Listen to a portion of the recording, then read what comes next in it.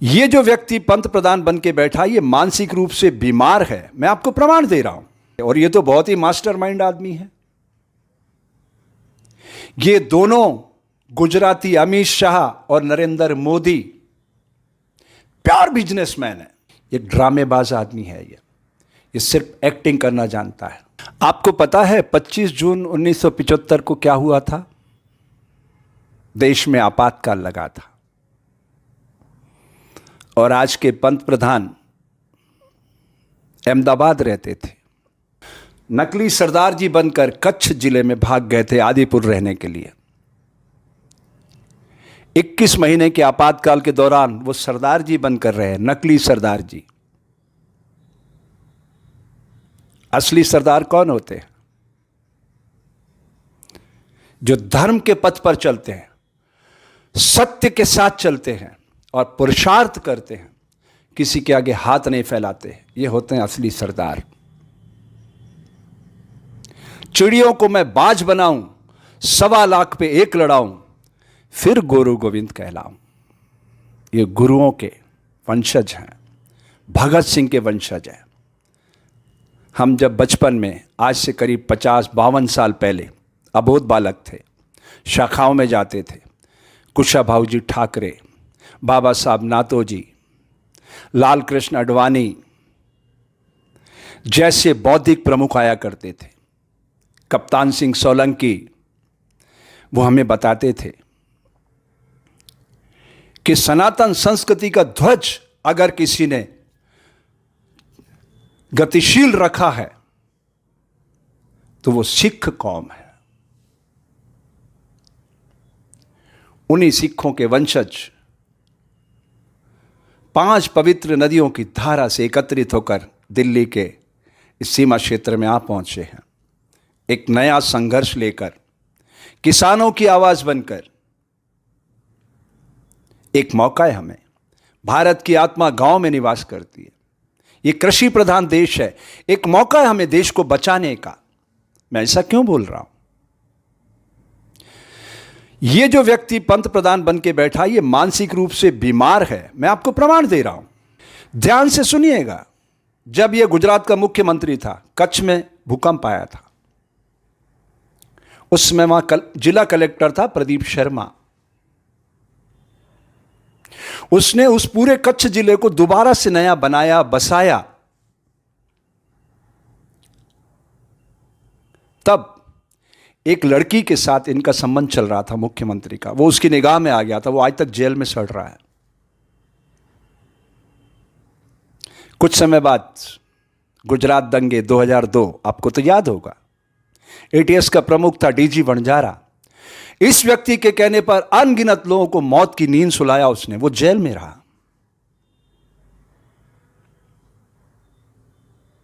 जब अटल जी इसको हटाना चाहते थे, लाल कृष्ण अडवाणी ने बचाया इसको। क्या हालत है उनकी, लाल कृष्ण अडवाणी की, देख रहे हो आप? मौनी बाबा बन चुके हैं।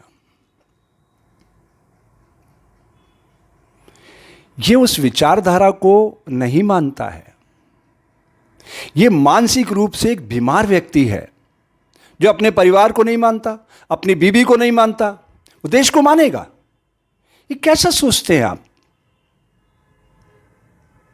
आज समय है जागने का, समाज को जगाने का। प्रमाण सहित बोल रहा हूं।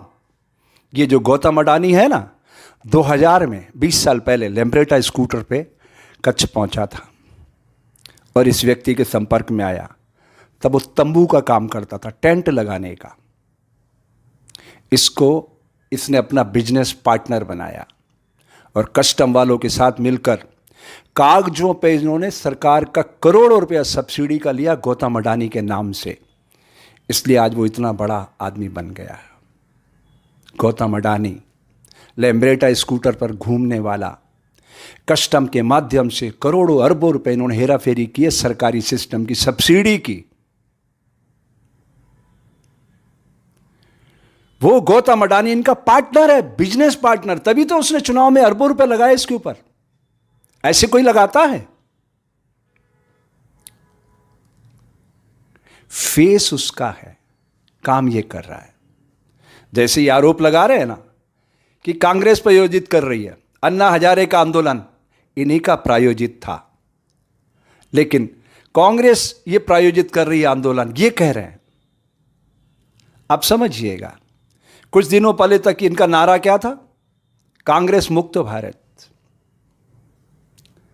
क्या इनको पता है कांग्रेस क्या है? एक विचारधारा है। विचारधाराओं को कभी समाप्त नहीं किया जा सकता। इनके पास क्या विचारधारा है? ये तो जेरोक्स कॉपी है। इनकी विचारधारा होती तो 6.5 सालों में आप देख लेते समाज के अंदर क्या विजन है इनके पास।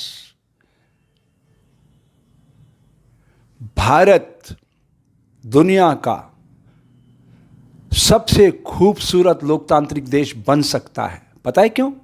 क्योंकि इसके पास एक ऐसा पवित्र संविधान है जिसकी आत्मा को छलनी करने वाले लोग, ये सब लोग, मैं कोई कांग्रेस का पक्षधर नहीं, आप एक पुस्तक पढ़िएगा, repromulgation of ordinance, a fraud on the constitution of India, आत्मा को छलनी करने वाले अध्यादेशों की पूरी फहरिस्त है उसमें। सारे देश के किसान संगठन जिस अमेंडमेंट को लेकर के विरोध में हो और ये कह रहा है कि उनके पक्ष में है, तो ये अकेला आदमी दिमाग से सोचता है, बाकी सब पेट से सोचते हैं। ये मानसिक रूप से एक बीमार आदमी है।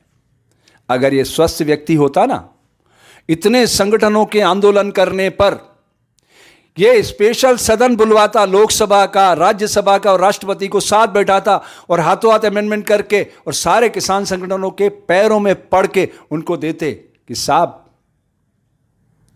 सबसे ज्यादा इज्जत तो हमें आपकी करना है, क्योंकि सबसे ज्यादा खून पसीने की कमाई, बिना मिलावट की कमाई इस देश का किसान करता है। तभी वो धरती पुत्र कहलाता है। धरती प्रकृति के 5 एलिमेंट में सबसे महत्वपूर्ण कारक है सृजन का, वो मिलावट बर्दाश्त नहीं करती। ये मिलावट करने वाले लोग जिसके खिलाफ मेरा अभियान है वार फॉर प्योर, कांग्रेस की 2 सरकारों ने मेरा यह अभियान चोरी किया, शुद्ध के लिए युद्ध, मध्य प्रदेश में और राजस्थान में। तो ये सब चोरी करते आइडियाज की बस, और फिर गिरगिट की तरह रंग बदलते। और ये तो बहुत ही मास्टरमाइंड आदमी है। ये दोनों गुजराती अमित शाह और नरेंद्र मोदी प्योर बिजनेसमैन है, प्योर बिजनेसमैन। इनके दिमाग में अगर देश सामने होता तो इस गलती को तुरंत वो रिपेयरिंग करते। अपनी कंडीशन ठहरा के वो बात करना चाहते हैं। किसान सड़कों पे दम तोड़ रहे हैं, मजदूर सड़कों पे कोविड में दम तोड़ते रहे, बच्चे परेशान आंदोलन करते रहे। इनके सारे खोखले नारे आपके सामने हैं। नोटबंदी से लेकर आज तक जितना खेल खेला इन्होंने, एक ड्रामेबाज आदमी है। ये सिर्फ एक्टिंग करना जानता है। मैं आपसे पूछना चाहता हूं, अगर आपको देश के चरित्र को नापना हो तो आप साधु संतों को बुलाओगे या वैश्याओं को बुलाओगे? बताइए। वो वैश्याएं बताएंगी इस समाज का चरित्र क्या है, साधु क्या बताएगा? साधु को क्या पता है समाज के अंदर क्या हो रहा है? वो तो सरल होता है, कपास की तरह। वो वैश्या बताएगी समाज का चरित्र क्या है।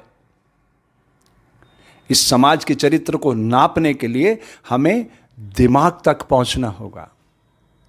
और ये व्यक्ति हर स्तर पे समाज को कमजोर करने में लगा है। आप देख लीजिए पिछले 6.5 सालों का इसका कार्यकाल, सारी लोकतांत्रिक एजेंसियों को नेस्तनाबूद करने में लगा है। यहां तक ही नहीं, इतनी मेहनत करके जिन संस्थाओं को खड़ा किया गया था उनको बेचने में इसने कुछ वक्त भी नहीं लगाया।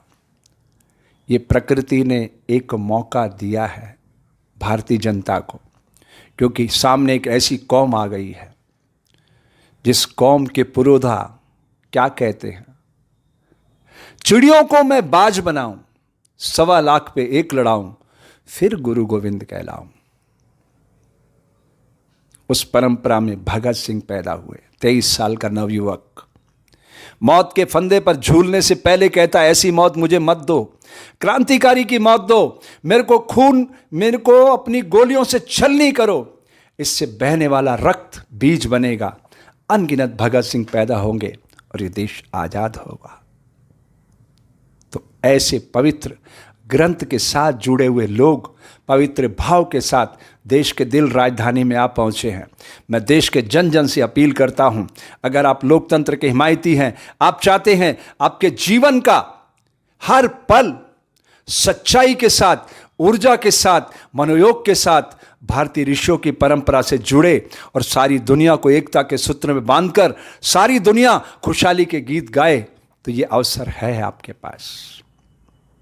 आपको मदद करना चाहिए इस पूरे आंदोलन की। और ये आंदोलन भारत की आत्मा का आंदोलन है। भारत की आत्मा गांव में निवास करती है और गांव की समृद्धि के लिए ये सारी लड़ाई है। अगर इस लड़ाई को हम चूक जाते हैं तो मेरे देश के आज की तारीख में 27% बच्चे पूर्णिमा के खिलते हुए चांद में चावल की रोटियां खोज रहे हैं। वो प्रतिशत और बढ़ता चला जाएगा और बढ़ता चला जाएगा। उसको रोकना है तो इस आज़ादी के आंदोलन को, ये फिर से एक नई आज़ादी का आंदोलन है, क्योंकि ये मुट्ठी भर लोग प्राइवेट कंपनी बनाकर देश को अपनी जागीर समझ रहे हैं। विचारधारा की लड़ाई नहीं है। उन सब के मुंह पर ताले लग गए हैं। वो कप्तान सिंह सोलंकी कहाँ खो गया, लाल कृष्ण आडवाणी कहाँ खो गया, उनके मुंह पे ताले लगे हैं। कमाल की बात, उन सिखों की वकालत करने वाले लोग, सिख का मतलब सीखने वाला है। आप देखिए वो आपको क्या सिखा रहे हैं। कभी किसी के आगे हाथ नहीं फैलाते, पुरुषार्थ करते हैं और पुरुषार्थ के बदले में समाज में सेवा करते हैं, सबको खाना खिलाते हैं। यह हरित क्रांति का नारा पंजाब और हरियाणा से अमली जामा पहन सका। यहां पुरुषार्थ पनपता है। तो इन सब के साथ मिलकर खड़े होना है और इस मिशन को आगे बढ़ाना है। धन्यवाद। जय हिंद, जय भारत।